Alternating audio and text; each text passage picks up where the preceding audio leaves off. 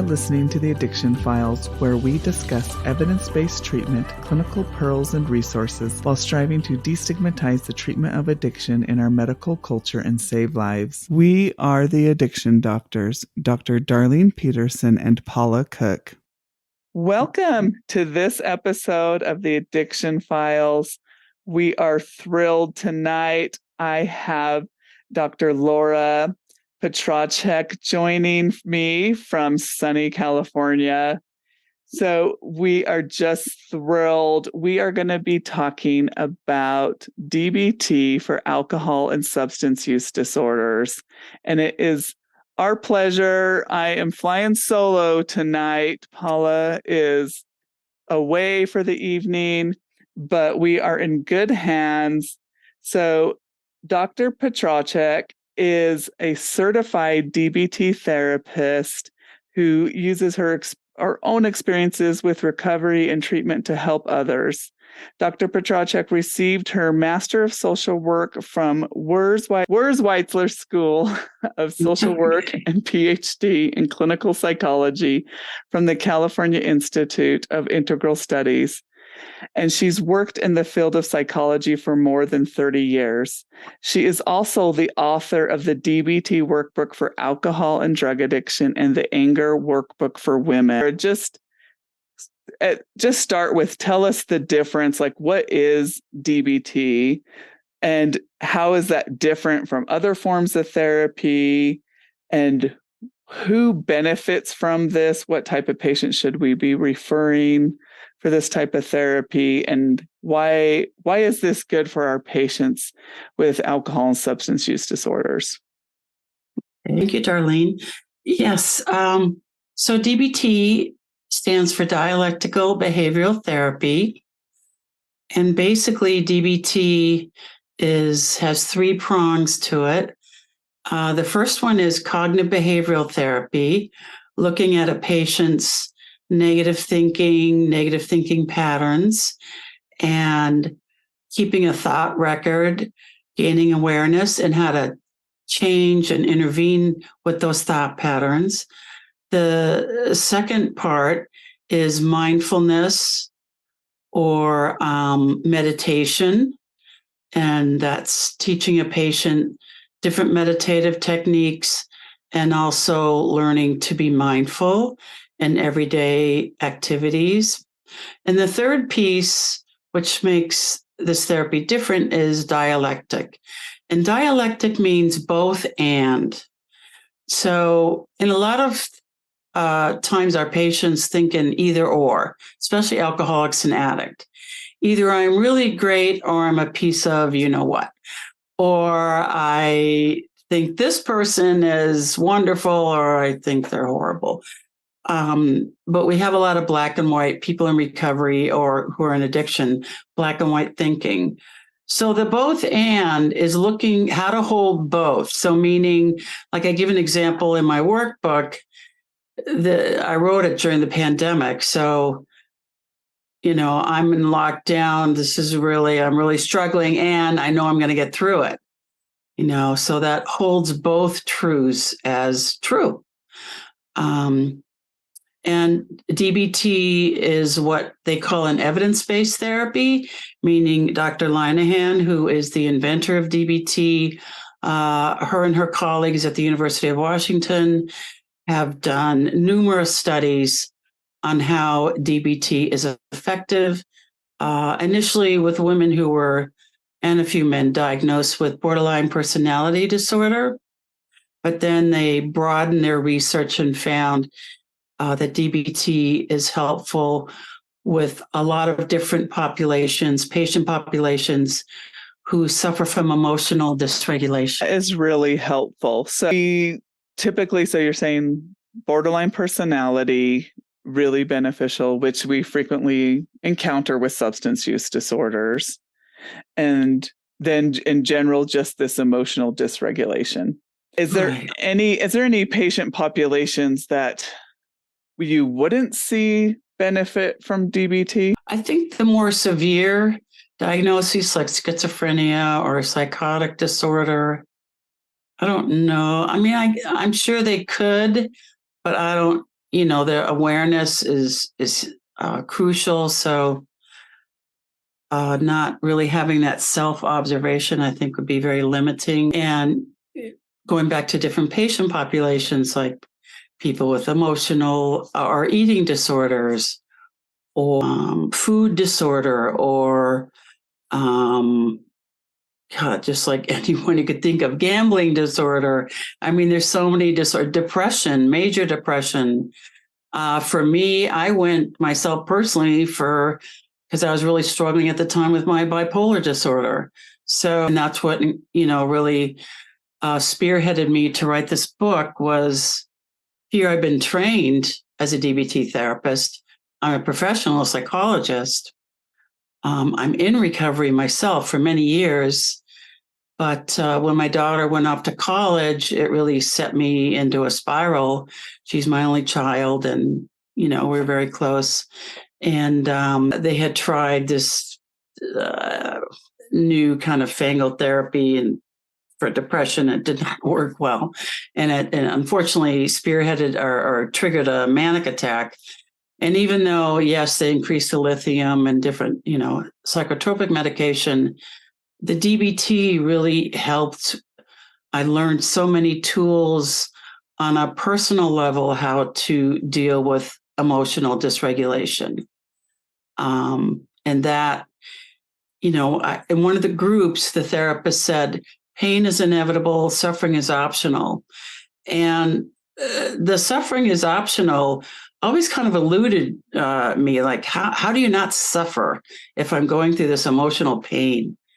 And DBT teaches, they have like over 200 tools in 4 different modules, how to not suffer or suffer less. And that's when I thought, I've got to write a book about this, because there's so many people in recovery. Yes, AA offers, 20 to 30 tools, but here's 200 more. And I would say at least 80 to 90% of people in recovery also have a co-occurring disorder or mental illness. So they definitely could benefit from DBT. That's where DBT personally helped me. And so much so that was where the impetus to write the book came from. I really appreciate that. And I love that the pain is inevitable, suffering is optional. And we encounter that every day with our patients, don't we? Right. Yeah. And it is so hard sometimes, especially when you encounter patients early in recovery, levels of just distress and dysregulation in that, especially in that early period. Right. Early recovery is extremely challenging. Yeah. And it's kind of the make it or break period. I mean, I think if people don't learn enough skills, they'll just decide, hey, this suffering is not worth it. I'm going back. Yeah. And just for our students, can you just explain a little bit the CBT, what that is, and then some of the other therapies? Cognitive behavioral therapy is very helpful, because a lot of times in early recovery or in recovery itself, we have what's called cognitive distortions. We get just a piece of information about a person or a situation, and then we make up the rest of the story. And we unfortunately usually default to the negative. So, for example, you see someone at a meeting talking to someone else, your mind reading, which is one of the cognitive distortions, oh, they must be talking about me. And then we react as if that's true, and it's usually down. It's usually a negative. So to look at the cognitive distortions, which I talk about in my book, which is some examples are all or nothing thinking, mind reading, assumptions, future tripping. These are all ways that we're not in the here and now, and we're also, guessing about what someone else is thinking about, or even what we imagine we're going to encounter. Like, let's say there's a tough situation at work. Like, a lot of times when I work with patients and they have issues at work, they're like, oh, I'm going to get fired. But do you really know that? I mean, let's look at it. Or my boss hates me. That's Well, so true. let's take this apart too. And it really helps clients when you break it down. It's like breaking down a chain of chemicals or something like, oh, that doesn't fit. No, your distortion does not really fit reality. And the thing is, it doesn't serve you. A lot of times people don't realize how it adds to suffering because they just think, oh, my boss hates me. It's true. And that's why I feel bad. But no, you're missing a piece here. You think your boss hates you, but there's no evidence to really support that usually. And then you feel bad needlessly. That is such a good analogy. And being able to just help them shift that view just a little bit, like you said, just is so freeing. And so that's what you talk about a little bit, even in your workbook, is just starting that mind shift that's triggered with DBT. So can you talk a little bit more about that? Like, how do you start that process? Well, in addition to learning or hearing different feedback from your therapist or psychiatrist, or maybe a counselor, them give you feedback and observation. By doing meditation and being mindful, like right now I'm talking with you, or right now I'm cooking dinner. Because a lot of times, 90% of the time, we are not where our feet are. We're in the past, usually regretting what happened or feeling anxious about the future. That's not even come yet. And we're rarely in today, and rarely in right here, right now. So through meditation, and that's basically, for some people, it's just as simple as following your breath. And then there's many different meditations. I talk about a few in the book. There's the Calm app. There's numerous apps out there to learn meditation or to learn how to follow your breath. And it only has to be like 5 or 10 minutes a day. The more important thing is to be consistent. Like I used to do a half hour one day and then nothing the next 5, and then do like a marathon meditation on the weekend. And my therapist is like, well, it actually works better, or it'll have more effect, positive effect, if you meditate every day, even if it's only 5 minutes, if you're more consistent. So I was like, all right, I could do 5 minutes. So that's what I did. And I did see little changes, more so than if I did the grand gestures on the weekend and then nothing during the week. So it's more, the key is consistency, even if it's only small periods of time. But mindfulness also really slows you down. I mean, having bipolar disorder, when I'm not in a phase of being stable, I could be going 90 miles an hour with everything I'm doing, even driving, which is so not safe. So being mindful is really, really honing in on right now. Okay, right now I'm talking with Darlene. Okay, right now I'm going to write a note. So it's that focusing, because I was just all over the place. And a lot of people in early recovery are all over the place. And that adds to suffering. And I didn't really realize that.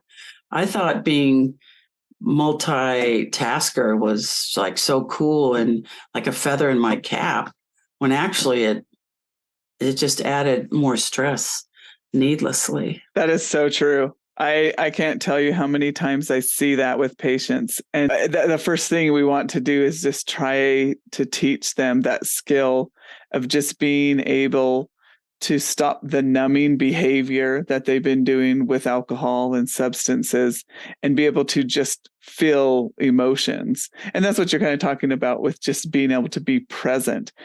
Mm-hmm. And we really live in just such a frantic society. It is something that I think is just lost. And it's just that meditation and being able to just stop.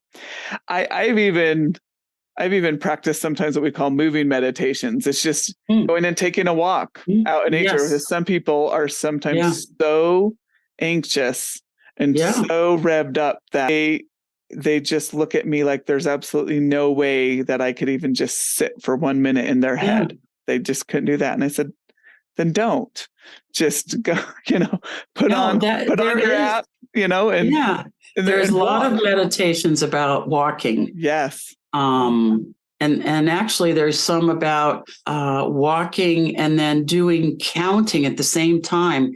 And that really helps you focus. I remember this one retreat I went on. So you have to do 1, 1, 2, 1, 2, 3. And then if you found you lost it, you got to start over again. And then you count back down. But when you lost your count, you weren't focusing. You weren't being mindful of that moment. And so I liked the counting and walking at the same time, because my head is just, so busy working overtime. It really does help. I could understand. Yeah, I couldn't sit either in the beginning. It just, even now, like my family's like, Mom, you're going to sit through this movie? And I probably make it halfway through. I got to do something else. I mean, I'll circle back, but it is really a challenge. In a movie theater, I'm better, but not so much at home. No, I love it. In your work, how effective have you seen with the DBT in your patients with particularly with substance use? So with my own clients, I've seen like a sense of hope and possibility. They'll go to meetings, and they do go to meetings, which I do strongly believe in still, to go, but also that there's other tools they have. And I find that using the workbook, it's kind of a combination of I'm doing therapy with them, and I'm also in a small way like a sponsor when I'm talking about the steps. But a lot of the clients are saying they find it really helpful. They're learning a lot. Most of my clients have been in rehab or gone to AA before, so they're not new to recovery. But adding DBT skills, teaching them DBT is new. And I hear time and again that's making a difference. I just found out today, I'm so thrilled. There's a chain of treatment centers that reached me. The CEO called and said he wants me to do a training for all the staff, and all their center or staff are going to come from different centers. And they bought books for all these centers to train staff how to use DBT with alcohol and drug patients. And that's really what I want it for. I mean, I think DBT really should be in every treatment center, or should be taught, not just to the staff, but then in turn to patients, right? Because I think it's a huge piece that's missing and is so invaluable. So that's another aspect I think is exciting. Absolutely. What challenges do you think that our patients are facing with substance use disorder, and how can this help them prevent the DBT skills that they're learning, prevent a relapse or return to use? Right. The pervasiveness of drugs and alcohol is it's just insane, I think. I mean, in Berkeley, there's like 10 dispensaries. I mean, like every 6 blocks, and before it used to be, when I got clean and sober, avoid the streets with the liquor store. Now it's avoid like almost everything. So it's really challenging for people if they're triggered and then they're right near a place they could get drugs or alcohol, which is legal. There's also a big drug market, as you well know, fentanyl and other opiates, and that are easy to get. I had a client who went through rehab, came out, she was doing well, she was starting to get stable. And then, I don't know, just some random friend said, for her addiction was, in addition to alcohol and drugs, was Valium. So someone said, I have some Valium. Like, oh, here, you need a pencil, that's how easy it is. And that was it. One Valium or one drink or drug for most that, then we're out to the race is part of the problem. Just some, it's like candy, it's everywhere. And you really, that support system, especially when you're newly sober, like I just really tell everyone just to stay close, like you're in this lifeboat. And, I like to move as a group, even I think is a better way to go instead of alone. That is such sage advice. Our landscape out there is so challenging for our patients. Yeah. All the time, patients will come in, they will try to remove themselves from that culture, and they get a new job, and they have a coworker who they immediately know the signs this person's using or dealing, and it's like you just said, it's so pervasive, just everywhere. You talked about this with your own experiences, but how much are you seeing, and how effective is DBT with mental illness, the co-occurring mental illness, and alcohol use disorders, substance use disorders? Do you feel like that's more effective with DBT versus, for instance, CBT or other therapies? Yeah, I think it's more effective. And it's interesting because effective is a word used a lot in DBT, and it makes, and remind clients or patients every session, ask yourself, is this being effective? Is going to that liquor store or going by that dispensary, or, kind of asking around at work because you're feeling tired that day. Anyone have any Adderall? Because I've had that happen too. And then 2 minutes later, they get Adderall. It just blows my mind. So how effective, though, is that really? What's your goal? And so DBT has a lot of strategies to think things through and to teach clients how to think things through. And for a lot of patients who have alcohol or drug or mental illness, especially in early recovery, they're not thinking things through. They're thinking immediate. I'm in pain and I want to get out of pain now. So how could I do it? How could I numb myself? Like you were talking about earlier. And DBT says, whoop, stop. And even that's a skill with 4 different parts. And then what's your value? What's your goal? Let's think this through instead of that knee-jerk reaction. I feel pain. I'm going to do this to get rid of it, knowing full well it's going to be there the next day or that evening or soon after or later. So with clients, again, I'd mentioned earlier, CBT has certain skills and it's incorporated into DBT. Meditation in and of itself is helpful. And so is the dialectic, looking at both and how to hold differences together instead of getting rid of one or the other, and able to kind of solve a situation. Like instead of throwing the baby out with the bathwater, as it were. So DBT has all 3. And like I said, there's 200 skills there. So the other brands of therapy have lesser number of skills, and also they're not working in tandem with other therapies. DBT is working with 3 therapies in one. And I am a believer both professionally and personally, and I'm seeing really good results. Clients really seem to take to it. They like it. They're learning a lot.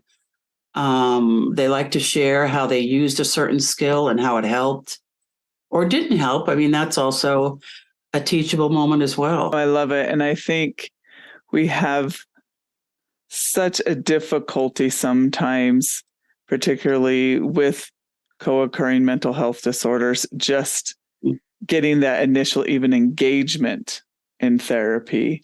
But I think having this ability to be able to use those multiple tools to be able, I like just kind of those initial steps to just kind of get them all like, all right, our first step is just awareness.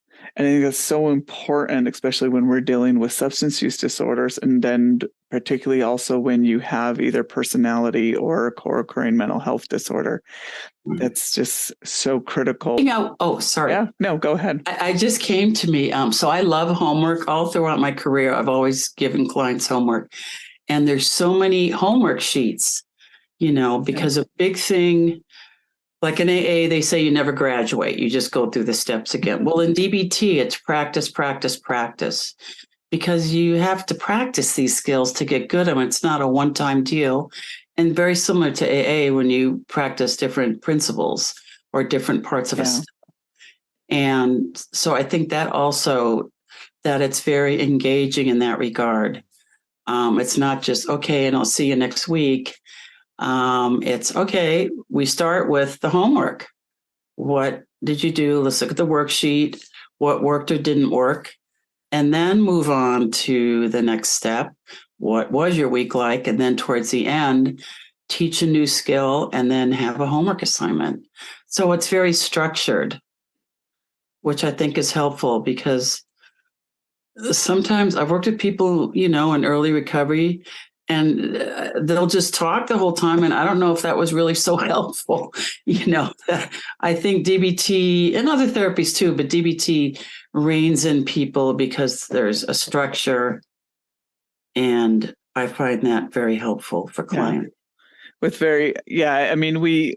you meet them, very chaotic lives and sometimes very chaotic mind, and bringing in that structure, and that they can then start to consistently rely on and move. It's just therapeutic itself. So I think that's very helpful. Yes. What else do we need to know? What haven't we covered? So, it's interesting. In DBT, if someone relapses, they don't want you to use the word relapse, which I found kind of interesting. You could use the word self-harm, but you don't get into the details, because their philosophy is that in and of itself might trigger someone. So I see the value in that, because also sometimes if a client relapses, they just beat themselves up about it. And I don't think that's helpful either. So it's okay, you participate in self-harm. We don't want the details. And where are you going from there? Now, they may in individual therapy, so now I'm talking about a group. In individual therapy, they would discuss it. But in a group, the DBT's philosophy is to not discuss the relapse, only talk about moving forward. And you could speak about it in individual, again, mainly to not trigger someone else, and also not to look where you fell, but let's look at where you need to go. I think that's such a good point. Mm-hmm. And it's interesting because that's been a criticism of a lot of my patients of some of the other group therapies, that why they don't want to attend is because they felt that it was very triggering. Or you get some people with their, like, what they'll call drunkalogs or something like that, because they just feel like, oh, I'm just going and it's too triggering for me just listening to everyone's other stories. Yeah. And what I would call, maybe these were just possibly poorly moderated groups. And so, but I think that's a really interesting point, and probably really important for, as clinicians, when we're referring people to groups, that should be the model. I think it's really important. That's a really important point. Yeah. Well, that's fantastic. Thank you so much. I really learned a lot. I feel like this is an area, because we, as physicians, we really rely on the psychologists and the therapists that do a lot of the heavy lifting here when it comes to the therapy, but it's such a critical component for many of our patients, and life-saving as part of their recovery process. And so I appreciate the knowledge and your work, and I just appreciate you so much just taking the time to speak with me tonight. So thank you, Darlene, and I really appreciate you asking me to be on your show. Absolutely. Anytime. So where can we find you? Laura Petracek, PhD.com. That's my website. At Laura Petracek is Instagram. Not sure about what's the other one. I'm not sure. Also, you could find my book, The DBT Workbook for Alcohol and Drug Addiction, on Amazon.com, Barnes & Noble, or your local bookstore. Great. Thank you so much. It's been our pleasure, and we will see you next time. Until next time, hey, check us out at theaddictionfiles.com or email us at theaddictionfiles@gmail.com. Thank you so much to Ricky Valades for use of his song Awake. Check him out at rickyvalades.com.